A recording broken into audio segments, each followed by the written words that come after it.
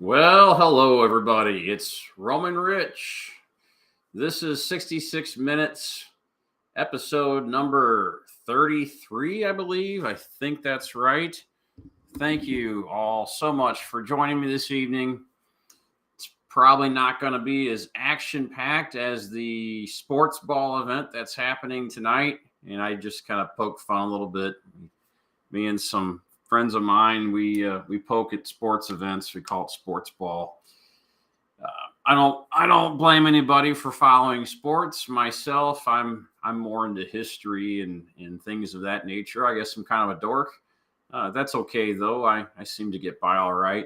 And the sports stuff is kind of cool. So if you're out there watching the Super Bowl and you're taking a break or whatever, you're watching 66 minutes. Well, thank you for joining us. Thank you for sharing. And let's get right into the show. So I don't really have much planned tonight. It's kind of in the theme here lately, but for those of you joining for the first time, we're going to talk for about an hour, roughly about Route 66 and things related, people, places, the highway, how it's evolving, how it's some of the history of it, things of that nature. And I will bring in my little live chat box right here. Just a second over here on the screen. If by chance you're a new person and you haven't been on the show before and you want to join me, I would encourage you to scan that QR code right there, and you can join me here in-house, in the studio, on screen, in front of a global audience. And I would encourage you to do that. So we'll probably end up talking about some recent events that have occurred in the last 48 hours. I'll get into that in just a moment. The shirt I'm wearing today, it's actually a twofer. You're getting the Fort Leonard Wood shirt right here. That's one from Jackie Wellborn from her old art studio. And I'll go into the other one here in a little bit. It's my Roamin Rich hoodie that I sold a long time ago. Some of you may know what's on the back of it, but we'll see here in just a little bit. And anyway, but in the comments, if you're curious about things, throw them out there. I'll do my best to answer and to acknowledge your comments. And you guys will basically steer the show wherever we want to go here tonight. I do want to show you the other side of my shirt, my hoodie. I'm going to pop it open here just a second and get it kicked on here. Let's see here. We want to share my screen. And okay. All right. That's my shirt. And that's kind of the theme for this evening. That's one of my old Roamin Rich John's Modern Cabin shirts. Yeah, always a vacancy. That was someone had coined that phrase in one of my Facebook groups or pages. And I took a liking to it and we turned it into a t-shirt. And we used it for various fundraisers and things like that.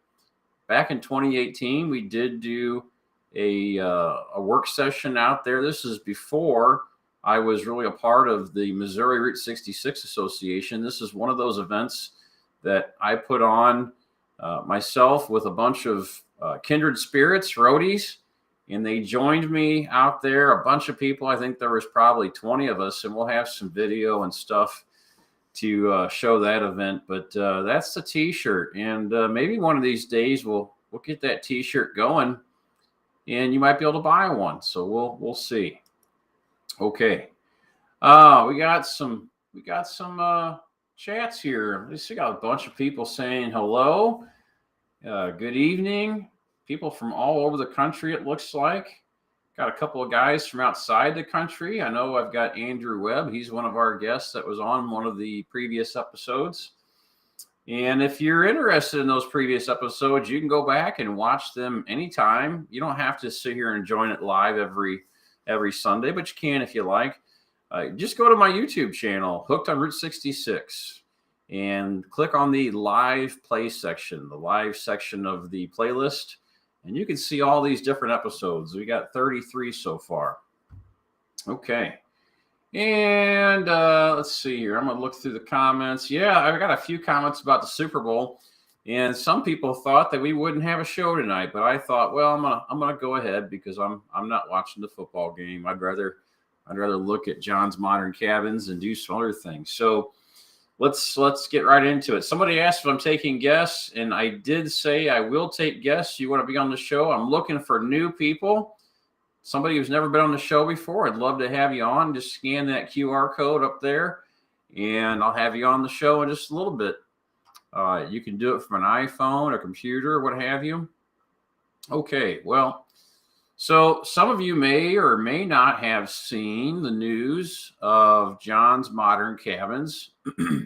It has been purchased. And I don't know, maybe some people were a little scared of that situation where somebody may come and buy it and tear everything down, but that's not the case. So the neighbors that own Vernell's Motel, this is the Goodriches.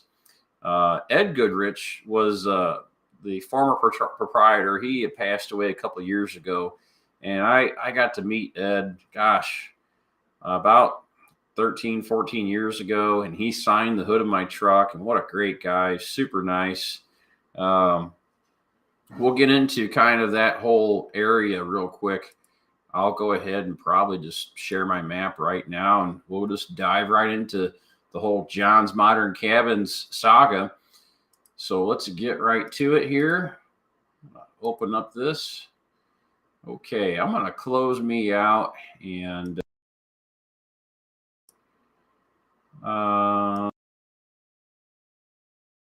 okay.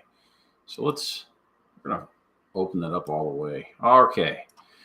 So you notice over in here, we've got Interstate 44.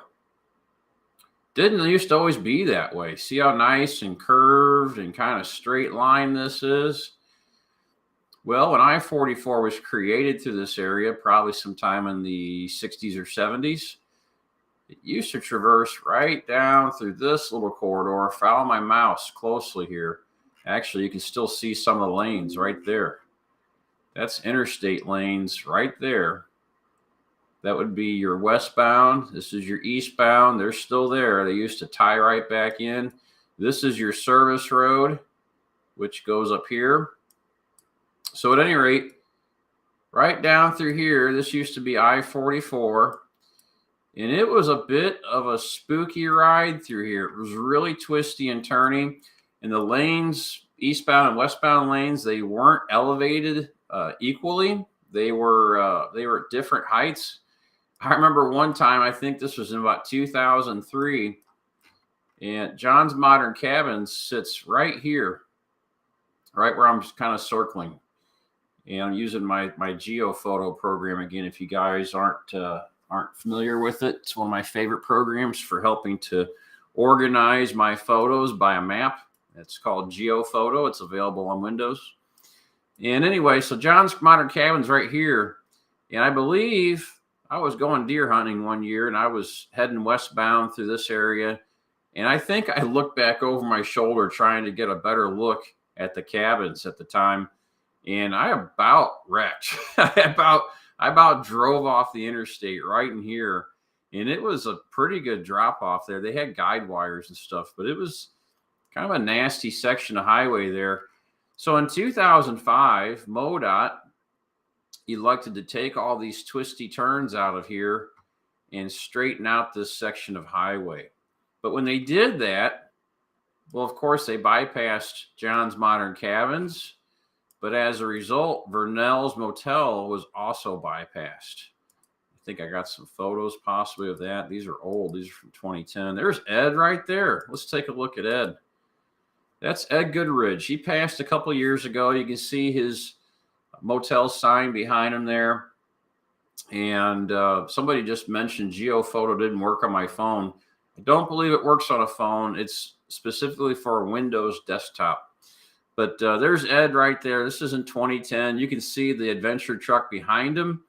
And there's very little signatures on there at that time. So I just started out on my adventure getting signatures on the hood from iconic people along Route 66. And I'd visited with Ed a few more times via telephone, but I think that was the last time I'd ever met with him in person. I feel kind of bad. But his son, Dwayne, and daughter-in-law, Shauna, along with their kids, they have purchased the John's Modern Cabins property. Look, the phone booth over here. Let's check that out. Phone booth with the Sprint sign. Look at that. That's awesome. Okay. So let's back out of there. So, yeah, I-44 vanished in 2005, which marooned Ed, and he had to pretty much relegate himself to going to long-term rentals at his old motel there. So, anyway, the plans for John's Modern Cabins, you're probably wondering. So I talked with Dwayne and Shauna just a couple days ago on the telephone, and they told me that they were wanting to shelter the existing cabin that's left, and we'll get into that just a little bit for those of you that don't know John's Modern Cabins. They're going to put a shelter over it because they're just really not quite sure what to do. And that cabin is hanging on by a thread. About 6 years ago, we went out there and propped it up and did a bunch of work to try to keep it safe. It's the last cabin remaining, unfortunately. This neon sign's still out there. So they want to shelter the cabin until they can figure out a way to try to restore it or something. Or they're going to put a fence around it so people can see it in its original patina. That's kind of a cool idea. The sign, that's the one that probably people are worried about the most. The sign is going to be restored, and I believe with my help, the Route 66 Association of Missouri is going to try to facilitate that restoration. And you're probably going to be able to help too. And that's probably where my old my t-shirt comes in handy here. Is we may do another fundraiser selling t-shirts for John's Modern Cabins neon sign restoration. So you guys can get a part of that. So let's see here. Jorge says he's going to buy the John's Modern Cabin sign. I wouldn't do that, Jorge. You're going to have a hit placed on you, man. You don't want to do that. Previously, though, the original, well, not the original owner, but the previous owner, his name was Kenneth. I had the opportunity to speak with him in person there a few years back, and we got to meet him for the first time. He got to meet me for the first time, and he told me, he goes, somebody would give me $1,000 for that sign. I said, well, Kenneth, I'd give you $5,000 for that sign. And he goes, no, I don't want to sell it. That's good. I don't want you to sell it, Kenneth. It needs to stay right where it's at. All too often we see signs go missing. In fact, just in the last week, on an alignment here in St. Louis, Missouri, there was an old historic porcelain bowling neon sign up in North St. Louis. It's not a place that people go to very often, but it was an original Route 66 sign, and it was taken down last week. I did make an inquiry to the individual that knew about it, and he said that they put up a new sign to replace it. I saw it. It's just a plastic sign. And I asked where the old one was going, and I think he deleted the picture and the comments and the thread. So we will never know, I don't think, for a while where that old bowling sign is going to go. We lose stuff all the time on Route 66. Thankfully, we gain some too. We get some new people out there, and they recreate some new stuff with the giants and the neon signs and all that stuff, and that helps. But we really want to save our history as much as possible. So I'm very thankful that Shauna and Dwayne and his family have elected to keep the property and are paying homage to John and it's John Dosch, I believe was the name. So it's a German name. I know him by Sunday John because I never got to meet him, but the legend is that he would sell beer and alcohol on Sundays when in Missouri at the time it was illegal to do so. Anyway, so yeah, somebody asked if it was the Florist Lanes sign. Yes, It was. It was the Florist Lanes bowling sign that has been trophy hunted and picked, unfortunately. Maybe I'm wrong. Maybe somebody will bring it back and put it in a museum or something, but I highly doubt it. The Florist Lanes, that was also for bowling people out there, for you sports people. I believe there was a all-time record set there at the Florist Lanes in St. Louis, and I don't know that that record has been broken. Maybe one of you can chime in there and leave a comment and let us know what you find. But I know there was some historical moment there in sports history that took place in North St. Louis. Okay, we'll go back to John's. Let's see here. All right. So for those of you that don't know what John's is, it's a very special place for me because when I was a child, I would see these little cabins kind of perched along the interstate as we were traveling. And I was always just so enamored by them and intrigued that every time I see them, it was just like so neat. We'd be buzzing by at probably 55, 60 miles per hour. My dad, of course, he would never stop. And but I was always so intrigued by those cabins. I always thought we were going to stay there when I was really young. I thought, oh, we're going to stay in these cabins along the road here, and we're going to have such a great time. But that never happened. But it did plant a seed in me as far as my love of Route 66. That is the last remaining cabin right there. Somebody asked, Alan Whitman says, maybe they could preserve the last cabin and construct a new one on site.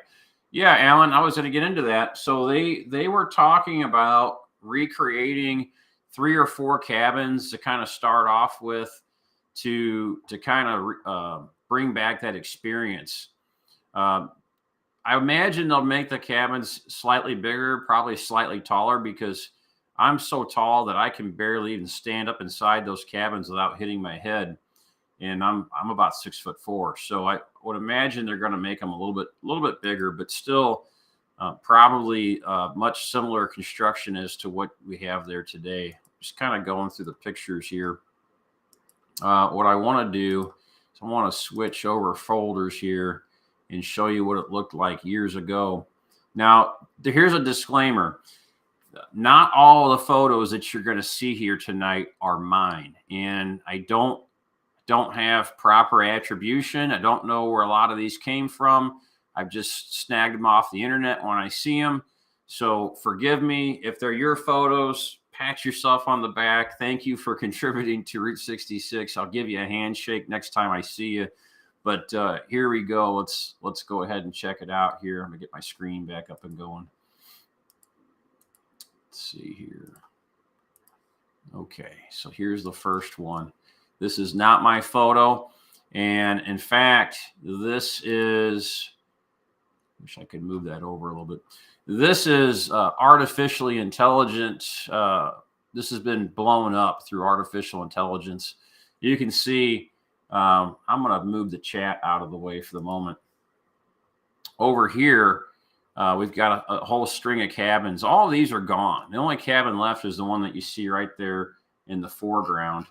And that's unfortunately, that's just kind of a bummer. So one of our Facebook users reports in 1958 that Budweiser beer team, Don Carter, Dick Weber, they bowled a record night at 38.58. The record stood until 1994. That had to do with the Florist Lanes. Thank you so much for providing that. I really appreciate that. So anyway, this is the John's Modern Cabins. And here's another image. This has also been blown up through artificial intelligence. Not my image. This is one that came to us off of Facebook someplace. And here you see the deterioration of this cabin. Another one over here. These were kind of covered with, looks like some asbestos siding or something like that. Not all the cabins were log cabins, but most of them were. There's an old screen door on this, and you got your walk-in door. This all got torn down and destroyed by the previous owner. And luckily I had gotten to him just in time because he was going to tear down the last remaining cabin. And if it wasn't for that, we'd have nothing but a sign, and he probably would have sold it too.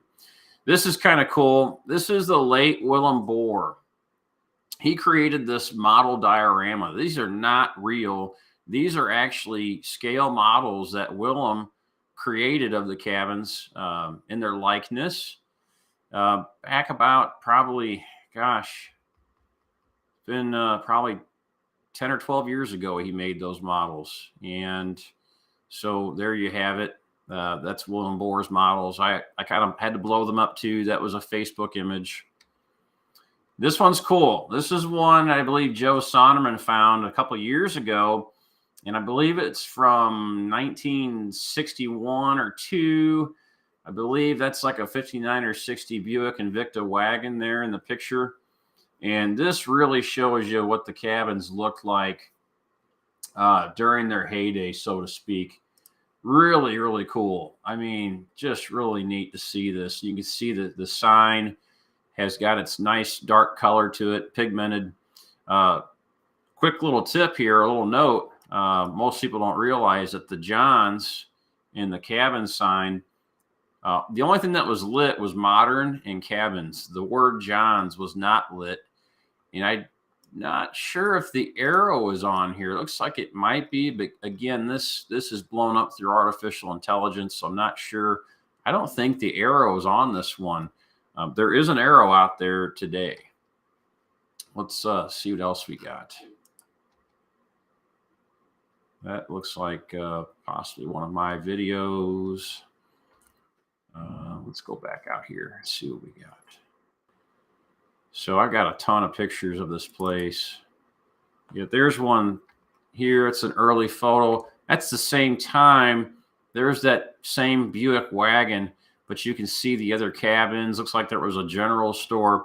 You know, when I was talking with Dwayne Goodridge a couple of days ago, he was talking to me how he used to walk down to John's store here and buy grape knee-high. And he just really was fascinated with that place and just was really cherishing those memories that he had as a kid growing up there on Route 66 next to John's Modern Cabins. Just really cool. That's another great old image there. This is Charlie Hubbard, David Barrow, great-grandfather. Not really sure, but this offers us up a view of modern cabins. I'm pretty sure this is John's. If we look really closely, we'll see Giraffe Rock. It could be John's Modern Cabins. I got it lumped into the folder anyway. I wouldn't swear to it, but I think it might be. Here's a nice old image. Again, not mine. This is some fellow posing in one of the cabins that's now gone. I believe this is the cabin that is just east of the sign, immediately to the right of the sign. And here's the lone cabin as it stands somewhat today. If you look through the window here, you'll see that there's no wall. Those are actually 2x4 studs holding the building up, keeping it from folding in. We did that back in 2018. And speaking of which, I'm going to go ahead and pop open a video from that event. This is a video that Jackie Wellborn took while I was there working. And I somehow or another, I was dubbed with the title of Captain Safety that day for some reason. Let's take a look and see why.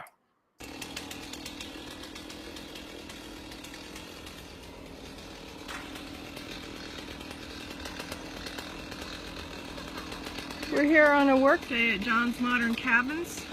This is Jack's from Get Your Pics on Route 66. And that is Rich.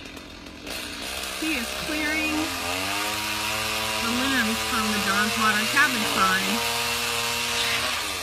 Yeah, I'm up there on a ladder on top of a skid steer with a giant chainsaw, cutting the limbs off of the neon sign. Those limbs have been resting on that sign for quite some time. And it might be helpful in the preservation of that sign to get them off of there.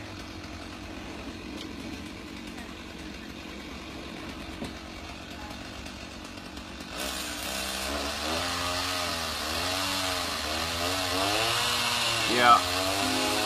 Captain Safety. That was my name for the weekend out there working at the cabin.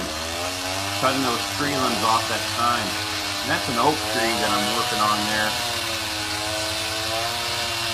That old oak tree was putting a lot of weight and a lot of pressure on that old sign. I mean, a lot. And so I got that cut off, and basically it was also starting to obstruct the view of the sign. I just thought eventually that the weight of that tree limb, because it was on it wasn't close to it was actually on it, kind of growing around it, starting to grow around it.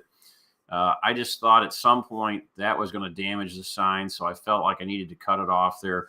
While I was up there, I also cleared out probably about five-gallon buckets worth of garbage out from inside the sign, hoping to prevent it from rotting. So that was a fun moment. Yeah, somebody puts up there, OSHA approved.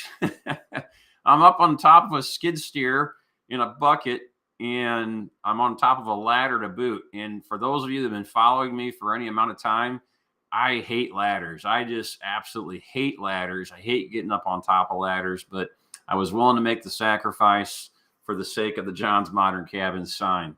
Okay, we're going to go back to a couple other things here. Let's see. Okay. There's our sign right there. That's a beautiful view. If I can move that over, I really can't.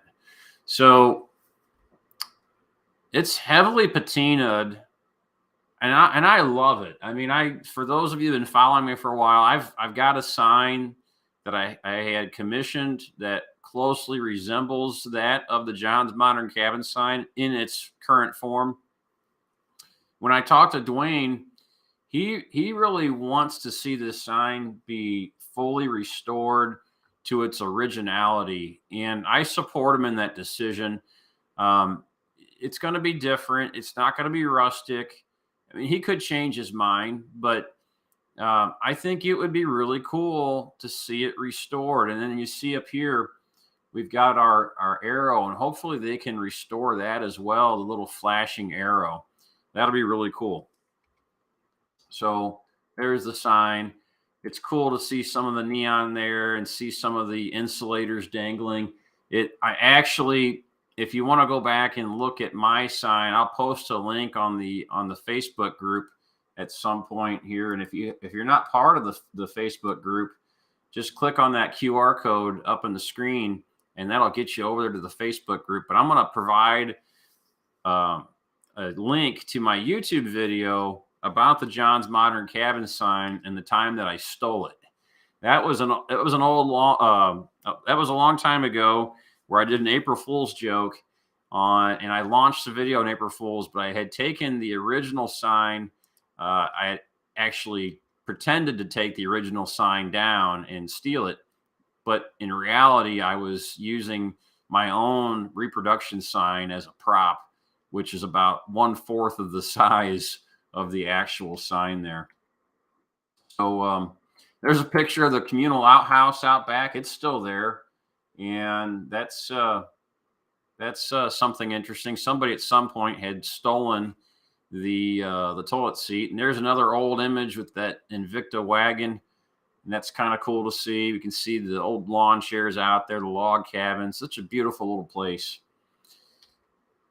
And this is Vernell's. So this is not John's. This is Vernell's. And you can see the restaurant over here. That building's still there. I believe it was moved backwards when the interstate came through. But these buildings here, the old gas stations and stuff, I think they were tore down. But the motel is right over here over the top of that 59 Chevy there that you see. And here's our date code, 1964.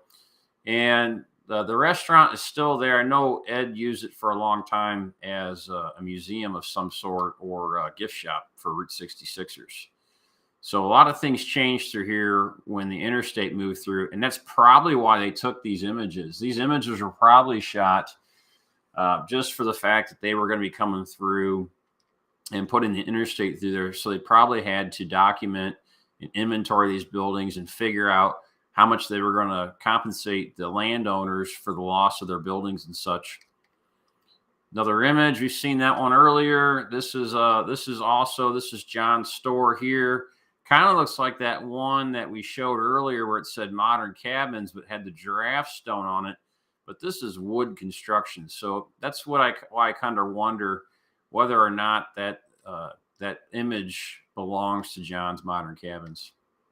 That's my wife and I.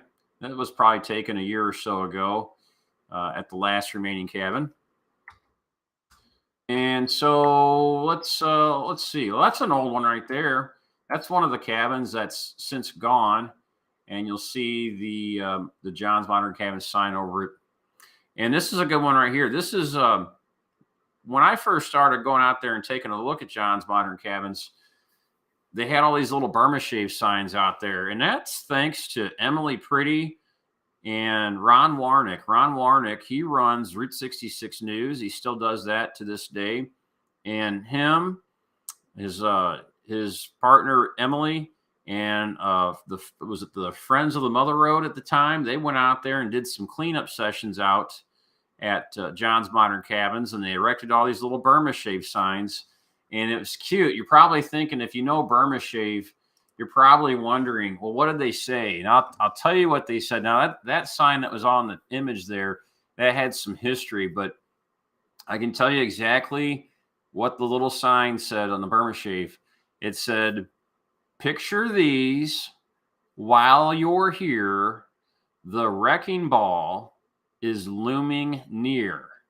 And wow, what a great little message that they put up.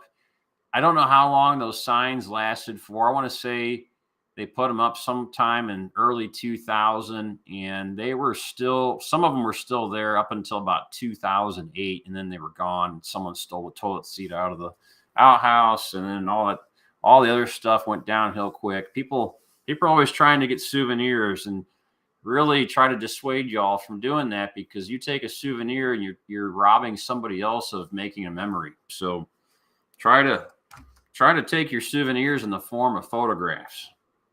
Okay, let's go to another image or so. I tell you what, let's do some videos. I think I got some more videos. Let's take a look here. And so I was talking about my particular sign that I had commissioned, and I can show you what I did.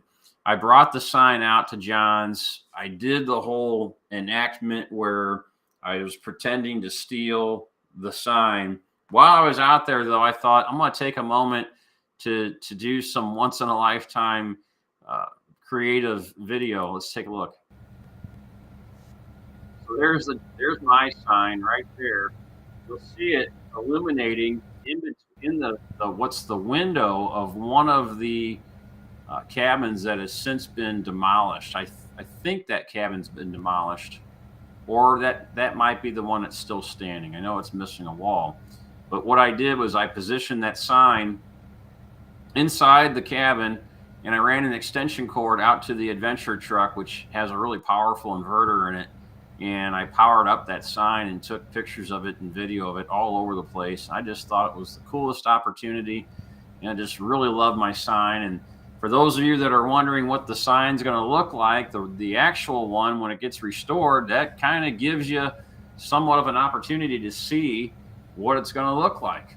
So yeah, now I'm with Jorge. He says pay for your souvenirs, folks. That's why he's ready to send the blank check over to Roamin Rich. It's from last episode. Jorge really wants one of those signs that's behind me in my studio. He says he's going to send me a blank check, but I haven't seen any figures yet. I don't know. He could persuade me to move one of these signs off my wall, but then I'd have to replace it with something. Okay, let's see what other videos I may have. Check my storage here. What's this one? Check it out. It's going to load up for a second. Just takes a moment. Here it goes. Take a listen.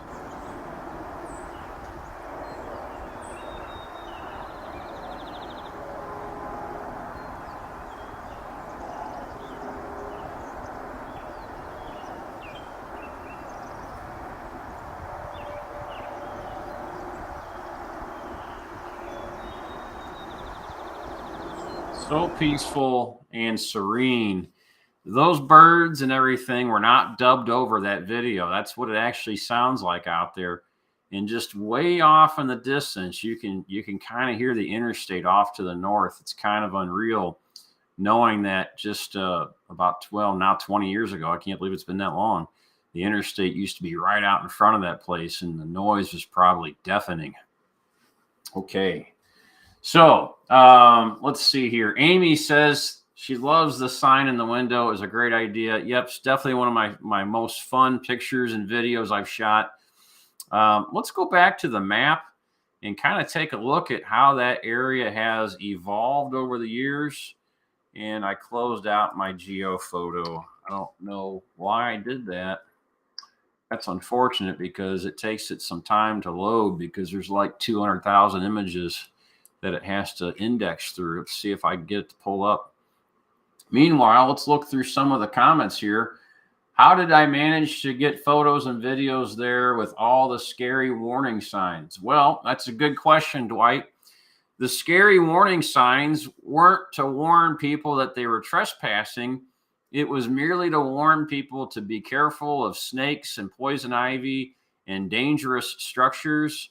And there was never, at least in the last 20 years, any trespassing signs. It's always been an open site for people to visit and to explore, but there was never any signs that said, don't come in here, keep out, no trespassing. It's always been an open site. So let's see if I can get my images to load up here. It's starting to do its thing. That's the one thing about GeoPhoto is I wish it would ask you if you're ready to quit.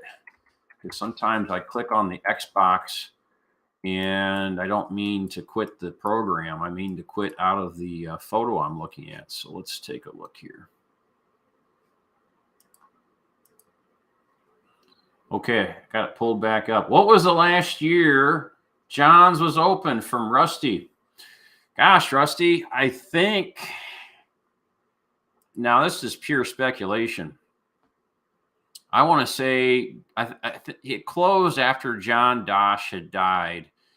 And I think that was probably in the mid-70s was last in operation. Probably the mid-70s, maybe early 70s. I know the previous owner, his mom had purchased it right after I think John Dosh had died. And she owned it until she died. And then she handed it off to her son. And then he's the one that has most recently sold it to the Goodridges. So I'm not sure. I'll have to ask Dwayne next time and see if he knows when that thing was last in operation. It sure would be interesting to know for sure. Someone wants to know, what is a meteor stick? That's Elizabeth. I have no idea what a meteor stick is. Mike May says he missed it in 2013 because it was just so overgrown. He couldn't see it even though he got to Vernell's. So he was just next door at the property next door. So, okay. So back to this area. There's a lot of interesting stuff going on over here on this map. Yeah, I'll blow it up again. So again, we talked about I-44 being bypassed. You know, Route 66 had also evolved in this area quite a lot too. Route 66, I believe, kind of came down somewhat through the middle of where I-44 was at. I believe John's Modern Cabins was moved at one point. The original totem pole trading post was on this section of road too. I'm trying to see where the image is of it. I'm not seeing it. It may not be geotagged. That's not it. Those are work session photos. I'll have to pull those up in a little bit. But the original totem pole trading post started right in this area here, just down the street from John's. And one of the buildings from the original totem pole trading post is still there. It's kind of neat. So anyway, there's that. And then 66 used to cross over where I-44 is today. And the old Beacon Motel used to rest right up here on this hillside. Well, if we can, I can't really change the topography view, but you can kind of notice The screen moving kind of funky. This is a ridge up here. The highway used to come down this ridge, and it was really cool. I remember as a kid, this swath you see right through here, this was I-44, and you would be like 30 or 40 feet above the lanes over here. This was your westbound lane over here, and this was your eastbound lane over here. It was just the coolest thing to see one lane towering over the other. And there was a little bit of a different kind of bridge through here at one time, and they've since replaced it. I don't have any photos of it. If anybody has any photos of the old bridge that used to be here that was elevated above the eastbound lanes, I would sure like to see that.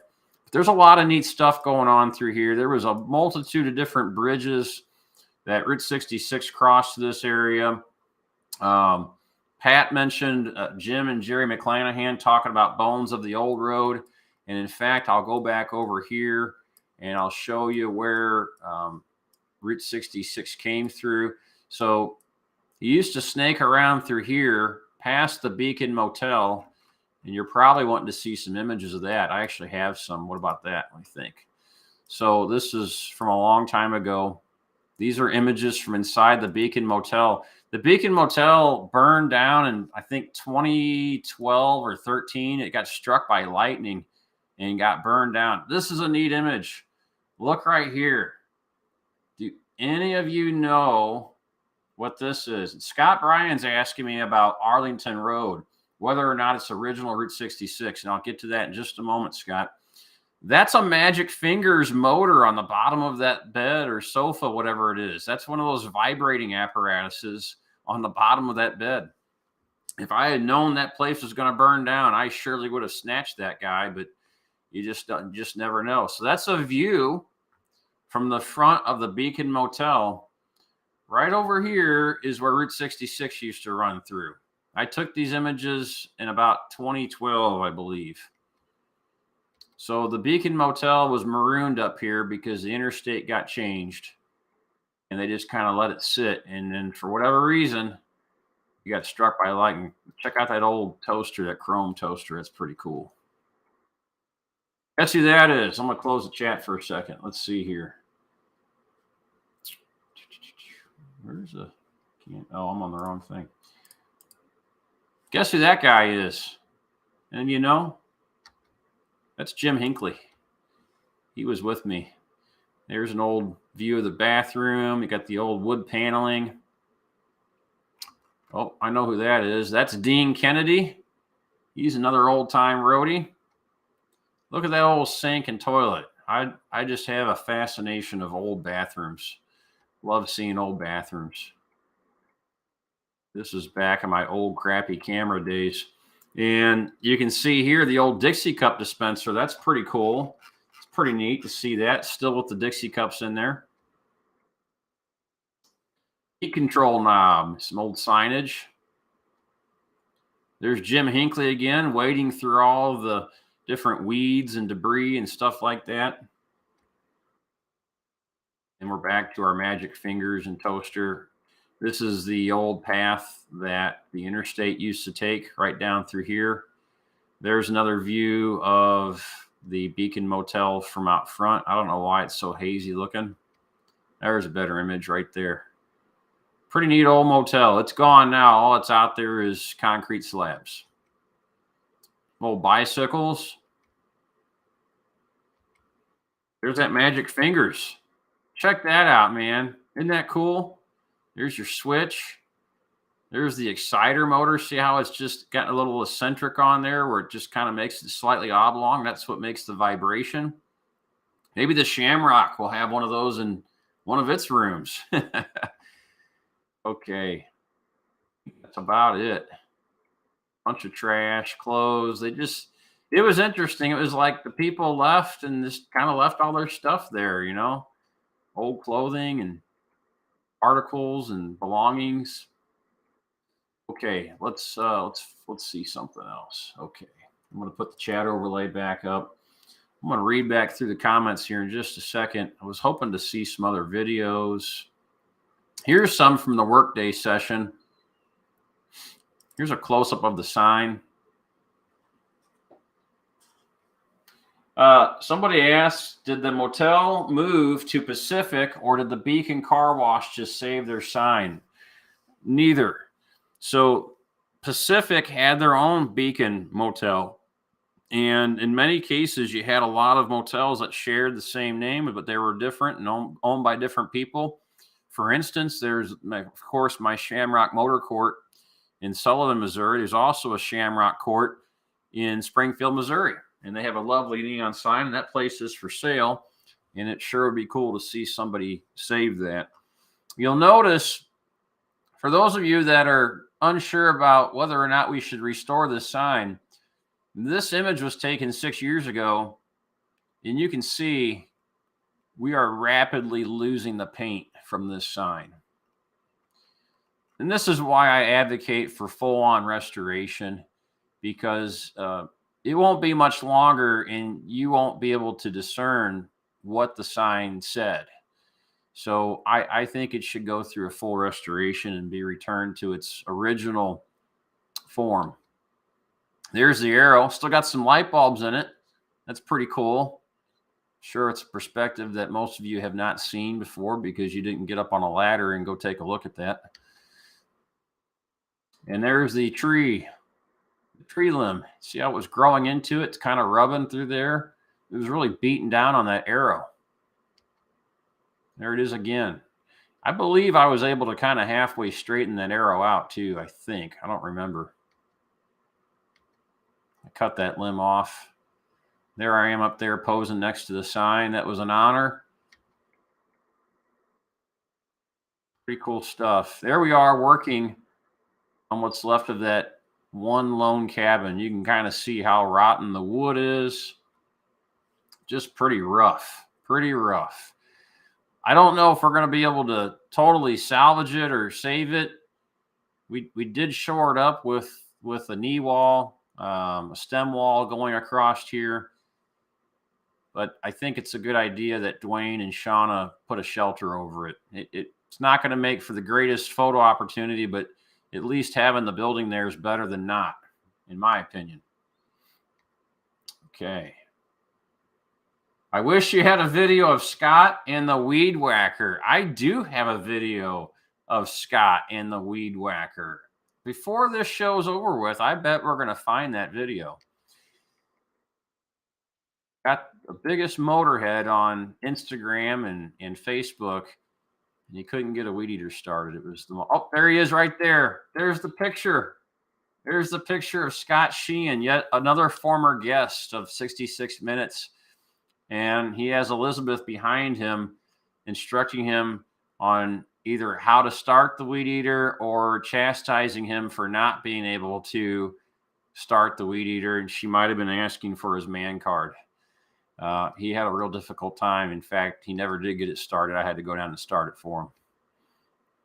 Oh, here we are, folks. Just in time. You got to be kidding me. You hand it up to me. I'll start it up here. How many roadies does it take to start a weed eater?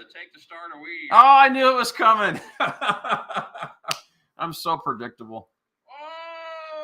Oh! Take the choke off.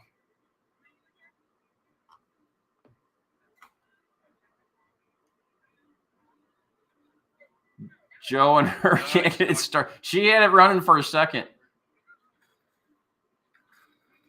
There she goes. Look at that. Whoa! I'm tagging Carla in this video. So Carla, you need a new man. You need a real man. He still can't get it going. I wouldn't call him a man necessarily. Oh, such a comedic moment. Man. Used to them little 50 horsepower cars you drive around. I hope Scott's watching right now. This is great. This was unscripted. I don't know who asked about the weed eater video, but it just serendipitously came up. He still can't get it started. You got to love my perspective. I'm up there on looking at the sign from the sign's perspective. This is good stuff. It's going to go viral. It's great. Oh, they didn't get it. That was good. That was good. That was perfect timing. Thank you. Not sure who commented on that, but thank you so much. So there we are, building up that stem wall. Scott Sheehan and his father came down. That's an old friend of mine, Chris.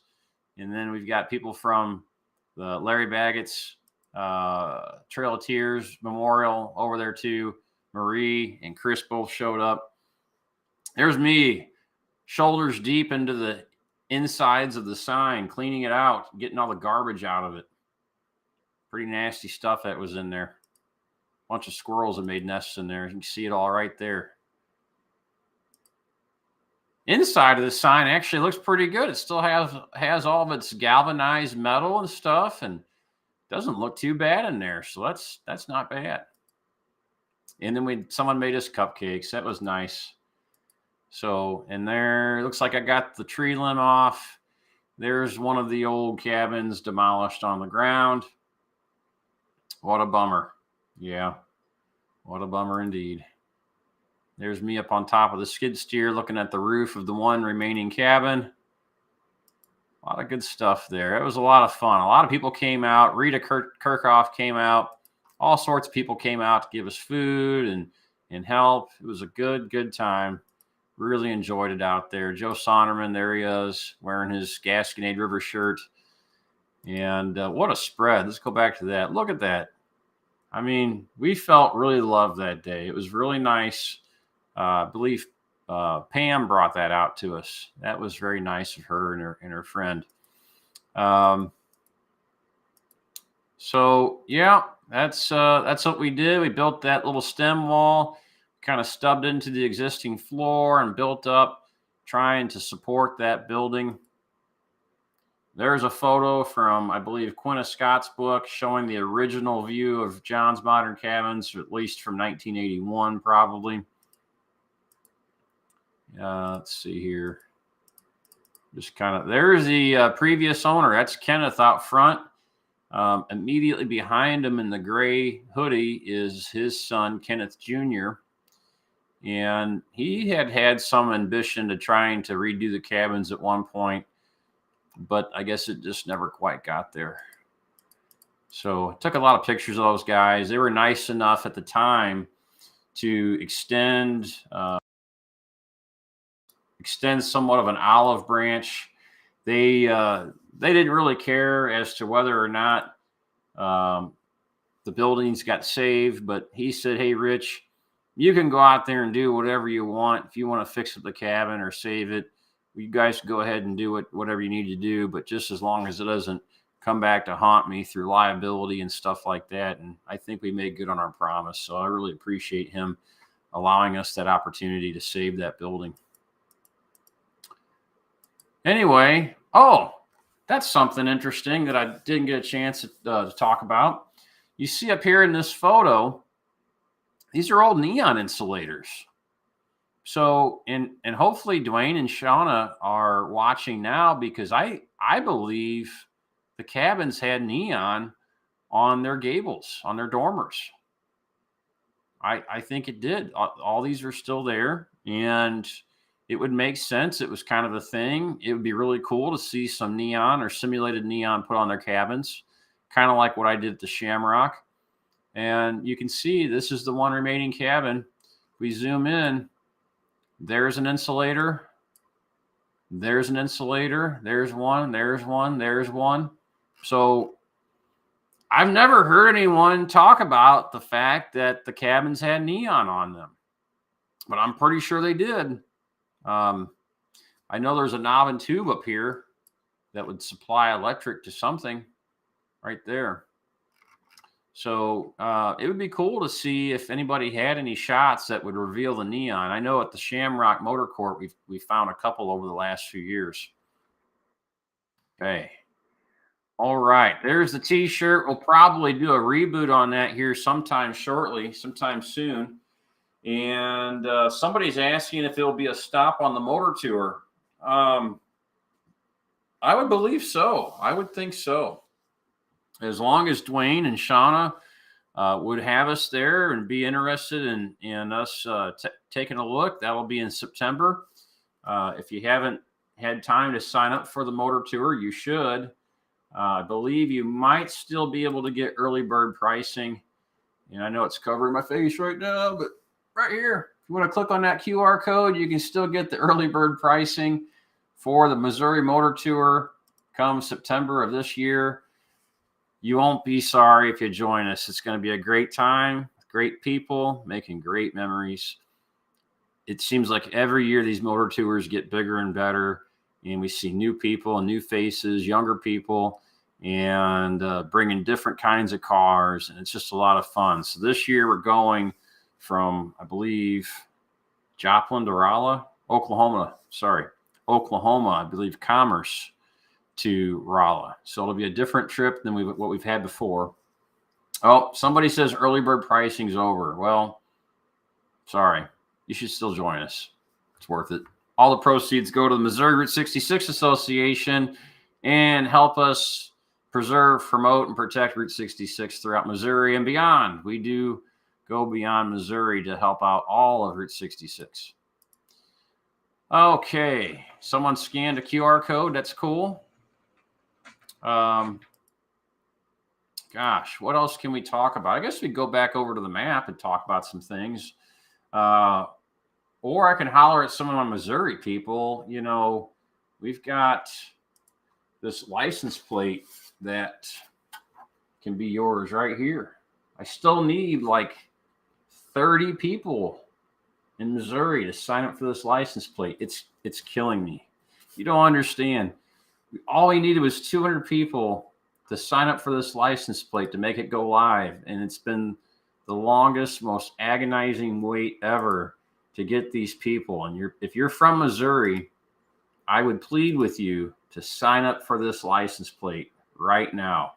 And you can do so by going to Missouri66.org. You see the white Corvette there. You just click down, get your plate, and sign up. I've even provided you a little video right here. It shows you step by step how to sign up for the plate. Takes you about 10 or 15 minutes. Just make sure you have all of your VIN number and vehicle information handy, and do yourself a favor and watch the video, and that'll make it go a lot easier for you. We try to make it as easy as possible. Unfortunately, the state has other things in mind. The state makes things difficult for people, but it is a lot easier to go through us than it is the state. You pay your money, and we'll do all the filing for you. You just have to fill out the form. So if you're a Missouri resident, go to Missouri66.org. Help me out here. I just need like 30 more signups. Encourage all of your friends to sign up for this plate so that we can get this thing launched. I just can't wait. Can't wait to see these things out in traffic. That's right. These are a street legal license plate for Missouri residents. I know. Alan Whitman says, I simply can't believe there's not 200 people signed up for the plate yet. I know, Alan. I mean, I signed up for 2. I'm about ready to sign up for 2 more. I'm going to sign up for my pickup truck and my RV to get this thing going. So you guys just get everything signed up. They got motorcycle plates. They got everything. The only plate you can't get is historic, which I think is insane, but you can't. Historic has its own pretty blah license plate all of its own. You can't get anything special on historic, but you can get it personalized like this one, Roamin Rich. That's my personalized plate that I have on the adventure truck. That's what it's going to have when I get it. They also have them for motorcycles, which I'll show you here real quick. That's your motorcycle plate. You get them for motorcycles, trikes, RVs, pickup trucks, trucks up to 24,000 pounds gross vehicle weight. So that pretty much covers everything, passenger cars. So you should have one on every vehicle you drive if you live in Missouri. So Missouri66.org, I'd appreciate it if you would sign up for that today. Okay. Let's see here. Did I close it out again? I did. I closed out my geo photo again. I apologize. I was going to go more into the various alignments. Somebody did mention Arlington Road, so I will talk about that. So, okay, here we go. We'll use Google Maps. That works just fine for right now. We'll open up the satellite imagery. So this is what used to be I-44 through this little squiggle right here. And so I don't have anything to prove it, but I think this little swath right through here, following the power lines, let me blow this up so y'all can see it better. So I think this little swath right through here was probably Route 66 at one time. 66 kind of used to come through here where I-44 is, and I think it came straight and turned and then went back up through here. One of these days I'll get into the LiDAR satellite and I'll be able to check, but I think it came somewhat through this area and eventually just meandered through. But it did come back through here, and somebody mentioned Jim Ross and Jerry McClanahan, Bones of the Old Road. Right here, and you can walk this today. This is where 66 came through, right here, from where the old Beacon Motel used to stand. The Beacon Motel used to stand right here. And this is I-44, this swath right here. So it's really confusing. But I believe 66 came past the Beacon and then wrapped again before 44 altered everything and came straight down through here. Jim and Jerry pointed out in their video, and I've walked it myself. I've got pictures. If I'd had my geo photo, if I hadn't to close it out on accident again, I'd show you. But this is very graded through here. This is very flat, and it's very reminiscent of a road. So from this point south and west, the Arlington Outer Road would be Route 66, this right here.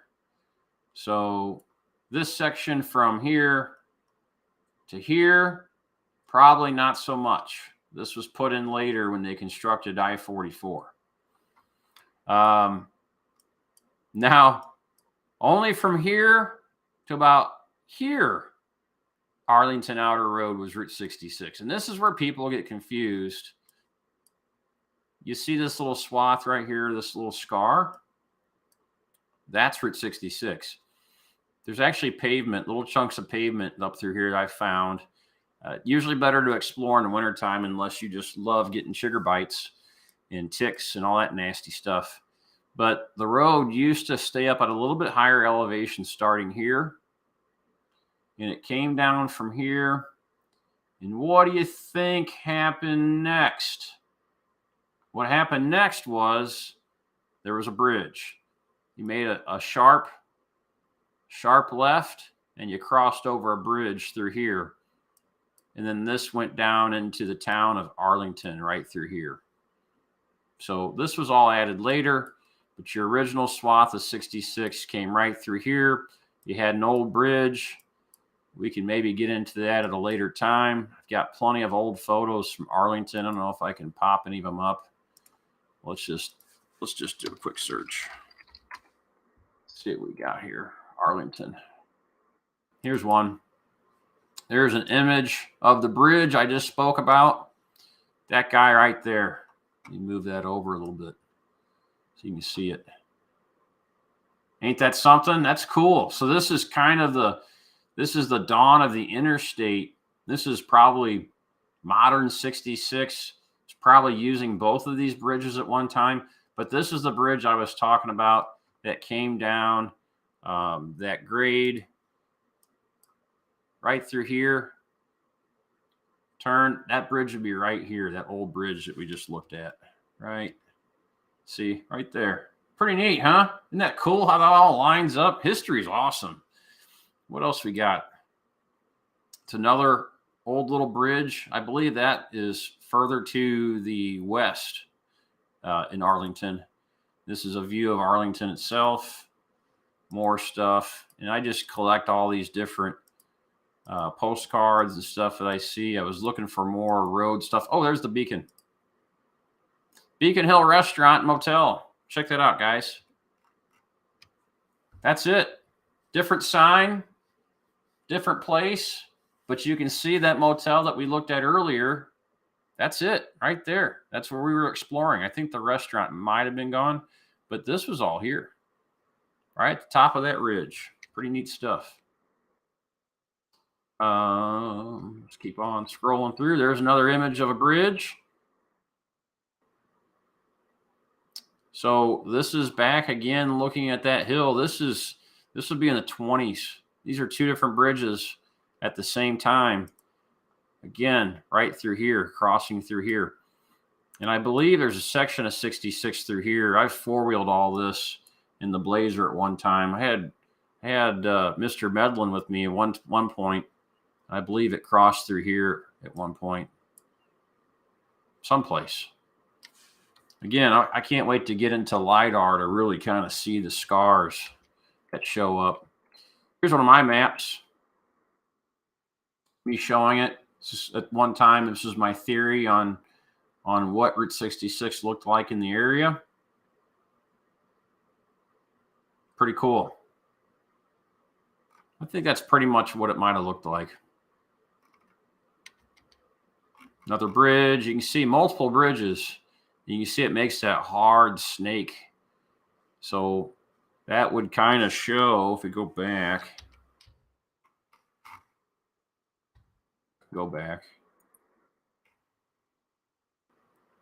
That hard snake. I might be wrong. It might have come across here and come over this way a bit more. I have to reevaluate that. I'm always learning new stuff. Nothing's ever set in stone. Things can always change. So, well, gosh, look at the time. Look at the time. I hope you enjoyed this episode. It would really please me and help me out if you guys shared. And I just want to give a sincere thanks to all the supporters out there. I hope you're watching tonight, because here recently I've had some very, very nice people donate to the Shamrock. If you'd like to donate to the show, you can do so by clicking that QR code right there.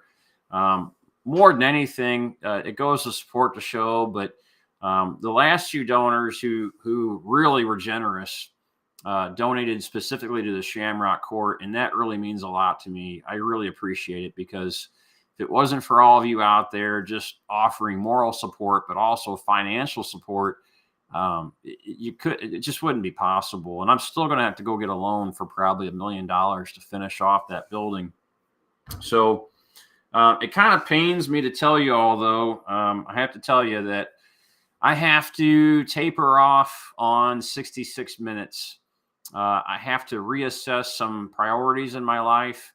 I'm still going to do the show, but notice I didn't open this evening with "I'm here every Sunday," because I'm probably not going to be here every Sunday. I'm going to try to shoot for once a month and maybe line up some special guests. But I've had to reprioritize things in my life here in the last 2 weeks, and it's probably going to require a lot of my time. So I really appreciate all your support and all of your help.